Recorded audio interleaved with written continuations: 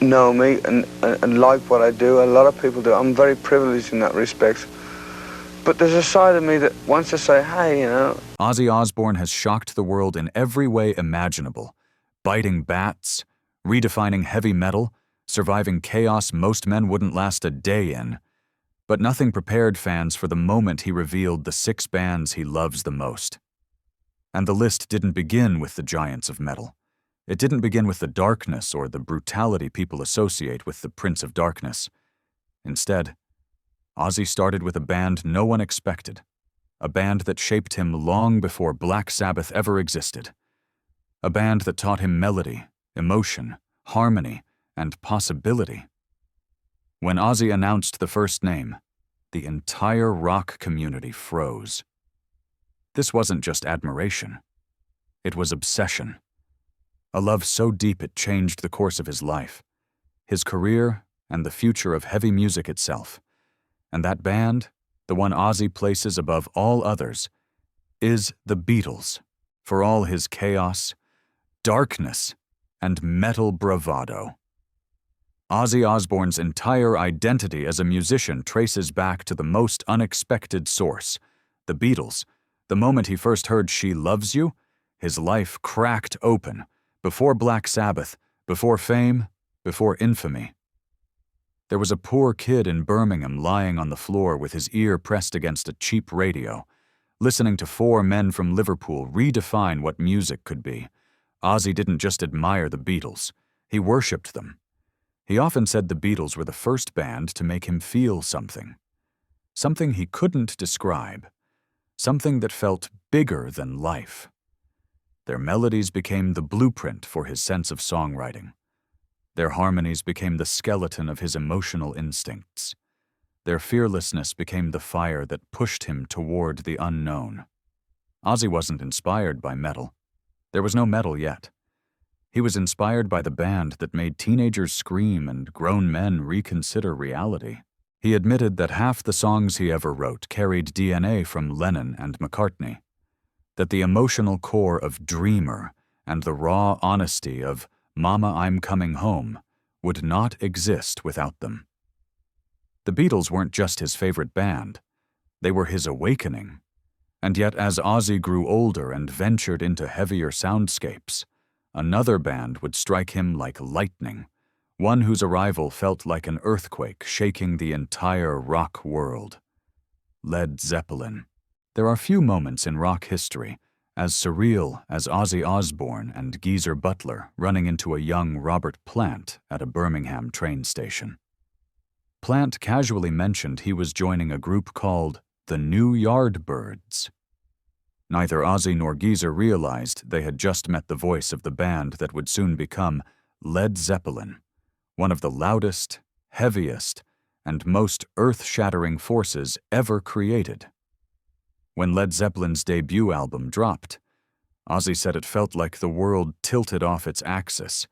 Jimmy Page's guitar riffs were explosions wrapped in elegance. John Bonham sounded like a war machine pounding through the walls. And Robert Plant. Ozzy said his voice wasn't human, it was thunder with lungs. This wasn't music, it was raw elemental power. Ozzy admitted that hearing Zeppelin for the first time was both inspiring and terrifying. He realized that if Black Sabbath wanted to survive, they couldn't settle for being a blues rock band. They had to go darker, heavier, stranger. They had to become something the world had never heard before. Zeppelin didn't intimidate him. They challenged him. They forced Sabbath to evolve. Ozzy often joked that without Led Zeppelin, Sabbath might have stayed just 4 blokes playing loud blues in Birmingham.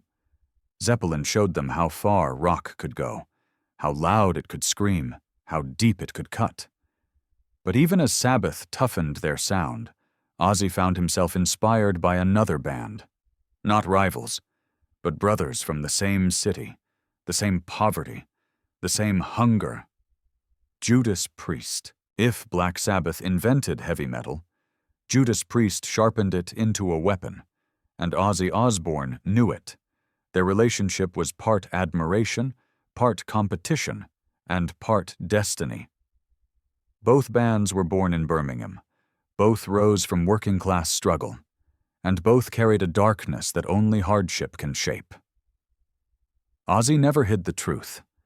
Rob Halford intimidated him. Not as a person. Halford was kind, polite, even shy at times, but as a singer. Ozzy called Halford the greatest metal vocalist alive, and he meant it. Rob's piercing high notes and leather-wrapped stage presence turned Priest into titans. Twice in history, Halford nearly replaced Ozzy as Black Sabbath's vocalist. Most musicians would resent that. Ozzy didn't. He said it proved how powerful Halford was, and how intense the Birmingham scene had become. The rivalry between Sabbath and Priest wasn't toxic, it was fuel. Priest pushed Sabbath to be heavier. Sabbath pushed Priest to be darker. Together, they built the foundation of modern heavy metal. Ozzy often said that Priest made metal proud to be metal. They turned what was once considered noise into an art form with theatrics, attitude, and razor-sharp precision. But if Priest helped define metal, the next band embodied the wild, chaotic heart of rock itself. A band Ozzy loved as much as he loved its leader, Motorhead. To understand Ozzy Osbourne and Lemmy Kilmister is to understand the most dangerous friendship rock and roll ever produced. These two men weren't just colleagues, they were chaos incarnate, the kind of duo that could walk into a bar and make the furniture nervous. And yet, beneath the madness was a bond deeper than most fans ever realized. Ozzy admired Motorhead not just for their music, but for their honesty. Motorhead didn't pretend, they didn't polish, they didn't care about trends or critics. They were loud, fast, filthy, and brilliant. Lemmy wasn't just a rock star. He was a philosopher hiding behind a bottle of Jack Daniels and a Marlboro Red. Their collaboration produced classics like Hellraiser, Mama, I'm Coming Home, and I Don't Want to Change the World. Lemmy could write a lyric in 10 minutes that other artists couldn't create in a lifetime. Ozzy said Lemmy was the smartest drunk I ever met. There was conflict, too. Disputes over songwriting credit, bruised egos, industry politics. But Ozzy never allowed bitterness to poison their friendship. When Lemmy died, Ozzy broke down. He said losing Lemmy was like losing a limb. Motorhead wasn't just a favorite band. They were part of Ozzy's soul. But even with all that chaos, one band touched Ozzy on an emotional level he couldn't ignore. One led by a tortured genius, Nirvana. Ozzy Osbourne and Kurt Cobain never collaborated, but their spirits were oddly similar. Both men were raw nerves exposed to the world. Both turned pain into sound. Both carried darkness they couldn't outrun. So when Ozzy first heard Nirvana, he felt a shock of recognition. Kurt Cobain's voice, cracked, wounded, almost breaking, captured a kind of suffering that Ozzy instantly understood. This wasn't metal, but it had a kind of heaviness no distortion pedal could create. It was emotional heaviness, human heaviness. Ozzy said Nirvana reminded him of Sabbath's early years, honest, ugly, and beautifully imperfect. While traditional metal fans despised grunge, Ozzy embraced it. He saw in Kurt a younger version of himself. Angry, brilliant, misunderstood.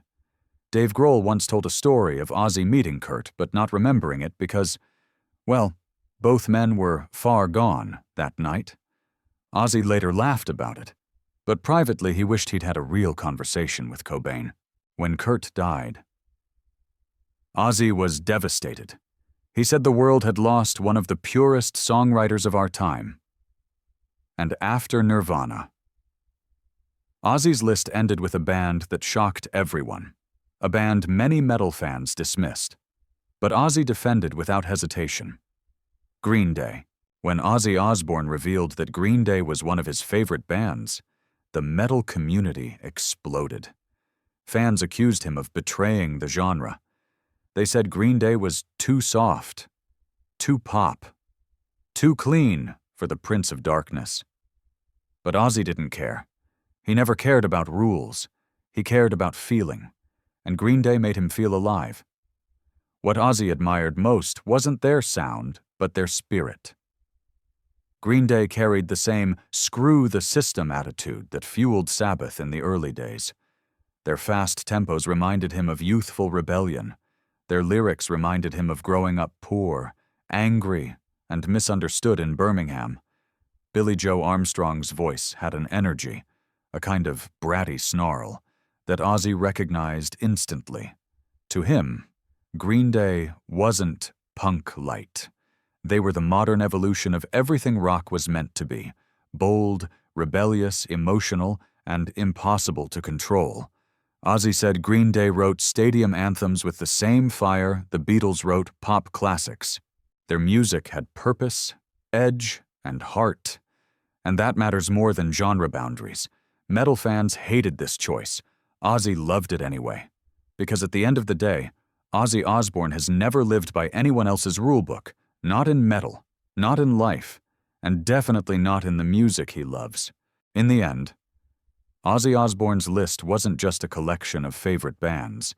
It was a map of his soul. The Beatles lit the spark that turned a poor Birmingham kid into a dreamer. Led Zeppelin pushed him to go heavier, darker, louder. Judas Priest fueled his competitive fire and shaped the battle-hardened identity of heavy metal. Motorhead gave him brotherhood, chaos, and lyrics that carried his deepest emotions.